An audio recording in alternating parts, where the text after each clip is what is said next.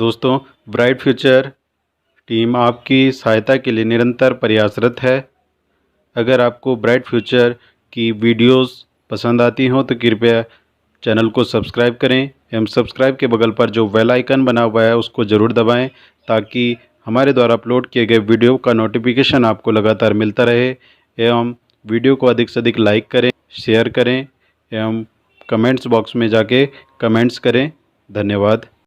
जीव विज्ञान में आज की कक्षा का जो हमारा शीर्षक है वह है पुष्प। पुष्प यानी फ्लावर। पुष्प या फ्लावर पादपों का एक अति महत्वपूर्ण अंग है। वास्तव में देखा जाए तो यह एक रूपांतरित प्रारोह है जिसे मॉडिफाइड सूट कहते हैं, जिसका कार्य पादपों में प्रजनन करना होता है। यदि एक लाइन में पुष्प की परिभाषा दी जाए तो इसका अर्थ है पुष्प पादपों के जनन अंग होते हैं।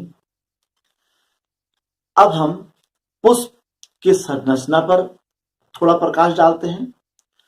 पुष्प ये देखा जाए तो 4 चक्रों से मिलकर बना होता है, जिनको हम क्रमशः कैलेक्स, कोरोला, एंड्रोसियम व गाइनोसियम कहते हैं।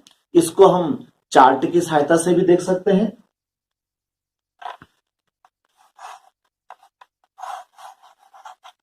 फ्लावर यानी कि पुष्प, इसके हम 4 चक्र यहां पर बना लेते हैं। इसका जो पहला चक्र है इसे कैलेक्स या बाह्य दल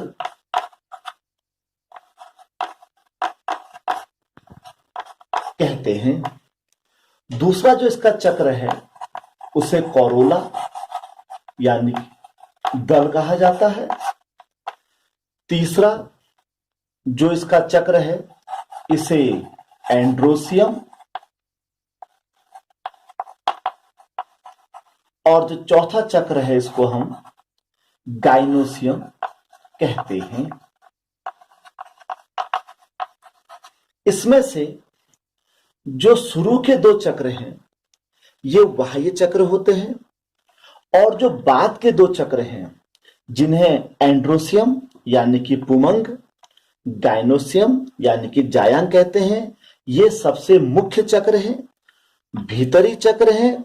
और यही इसमें से जो एंड्रोसियम है वह नर जनन अंग बनाता है यानी कि मेल, और जो गाइनोसियम है वह मादा जनन अंग बनाता है यानी कि फीमेल। इसको हम हमारे पास इस समय एक पुष्प यहां पर उपलब्ध है। यदि हम इस पुष्प के उसमें देखें तो जो पुष्प का सबसे बाहरी यह जो हरा पार्ट आपको दिखाई दे रहा है इसे कैलेक्स यानी कि बाह्य दल कहते हैं। ये जो कैलेक्स बाह्य दल होता है इसका जो मुख्य कार्य होता है असल में पुष्प की सुरक्षा होता है। जब पुष्प शुरू में बड या कली के रूप में होता है तो उस समय यह इसके बाहरी आवरण को बनाता है, उसकी सुरक्षा करता है। जो दूसरा हम कोरोला यानी कि दल कह रहे हैं, दल से मतलब है हमारा ये, अर्थात जो कि पंखुड़ी वाला हिस्सा है दल, यह कीट पतंगों को आकर्षित करने का कार्य आता है। वह इसकी जो ऑर्डर या खुशबू होती है, स्मेल होती है, उससे कीट पतंगे इसकी ओर आकर्षित होते हैं। जो तीसरा हमने एंड्रोसियम यानी कि पुमंग वाला भाग बताया वह यह है, यह जो पुमंग वाला भाग होता है यह इसके नर जननांग होते हैं, यह तीसरा चक्र है। और जो चौथा और अंतिम चक्र होता है वह इसके अंदर पाया जाता है, जिसे गाइनोसियम या स्त्री केसर कहा जाता है। अब हम इस चार्ट को चित्र के रूप में दिखा देते हैं। अब जो हमने अभी चार्ट और पुष्प के भाग देखे थे उसको हम चित्र के रूप में समझ सकते हैं। यहां पर हम एक पुष्प का एक चित्र बनाते हैं जीव विज्ञान में चित्रों का बड़ा महत्व है, क्योंकि जब तक आप कोई चित्र के द्वारा कोई चीज नहीं समझाते हैं तब तक आप परीक्षाओं में नंबर गेन नहीं कर सकते हैं। तो यह हमने सामने एक रेखा चित्र बनाया है। इसमें से जो सबसे नीचे है इसे पुष्पवृंत या पेडिसेल कहते हैं। यह पुष्पवृंत है जिसमें पुष्प लगा होता है।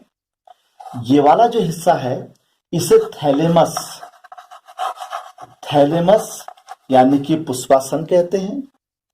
यह जो बाहर का हिस्सा है, अभी हमने आपको पुष्प में भी दिखाया था, इसे कैलेक्स कहा जाता है।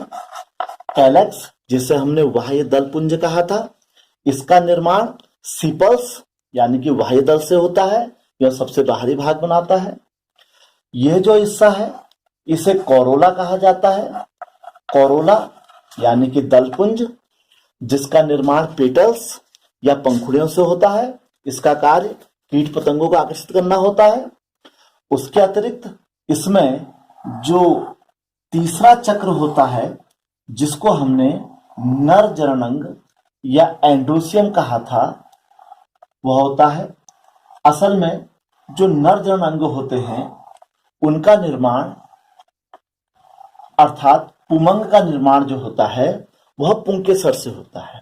यह एक पुंकेसर रचना है जिसको हम इसके बाद अभी स्पष्ट रूप से समझाएंगे। यह तीसरा चक्र बनाता है एंड्रोसियम, और चौथा और सबसे अंतिम चक्र जो होता है उसे कहते हैं गाइनोसियम यानी कि जायांग। यह इस प्रकार से बनाया जाता है। इसका निर्माण कार्पल यानी कि अंडक से होता है। इस प्रकार पुष्प में हमने देखा यह 4 चक्रों से मिलकर बना होता है। सबसे पहला चक्र कैलेक्स यानी कि बाह्य दलपुंज जो सबसे बाहरी होता है। उसके पश्चात कोरोला दलपुंज जो कि पंखुड़ियों से मिलकर बना होता है। तीसरा एंड्रोसियम यानी कि पुमंग जो कि नर जननांग बनाएगा। और चौथा ये हो गया आपका गाइनोसियम जिसे हम कहते हैं जायांग या स्त्री केसर, जो कि इसका मादा वाला भाग बनाता है। इसमें से जो ये 2 शुरू के चक्र होते हैं इन्हें बाहरी चक्र कहते हैं, और जो ये 2 अंदर के होते हैं इनको भीतरी चक्र कहते हैं। अब हम नर और मादा इन दोनों को अलग चित्र बना के देख लेते हैं। अब हम इसको मिटाकर अब हम इसका एंड्रोसियम और गाइनोसियम वाले रीजन को देख लेते हैं। अब हम पुष्प का एंड्रोसियम यानी कि पुमंग वाला जो हमारा चक्र है उसको यहाँ पर बनाते हैं। पुमंग का निर्माण जो होता है वह स्टेमन यानी कि पुंकेसर से होता है। पुंकेसर जो होता है उसके निम्न 3 भाग होते हैं। इसको हम यहां पर ड्रॉ कर लेते हैं। ये 3 भाग जो होते हैं, सबसे नीचे का इसका भाग होता है फिलामेंट जिसको पुतंतु कहा जाता है, जिससे यह पुष्प में लगा हुआ होता है। दूसरा जो इसका सबसे महत्वपूर्ण भाग है इसे हम परागकोश या एंथर कहते हैं। इसमें अंदर परागकणों का निर्माण होता है।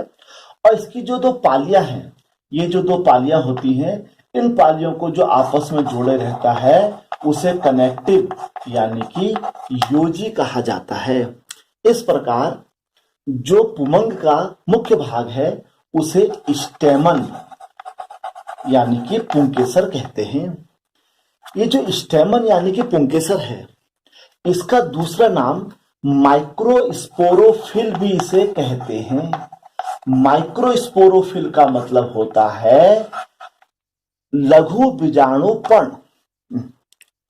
ये जो लघु बीजाणु पर्ण होता है यानी कि पुंकेसर जो होता है, इस माइक्रोस्पोरोफिल के अंदर एक विशेष प्रकार की जो हम ये कह सकते हैं प्रोसेस या क्रिया होती है जिसका नाम है लघु बीजाणु जनन यानी कि माइक्रोस्पोरोजेनेसिस।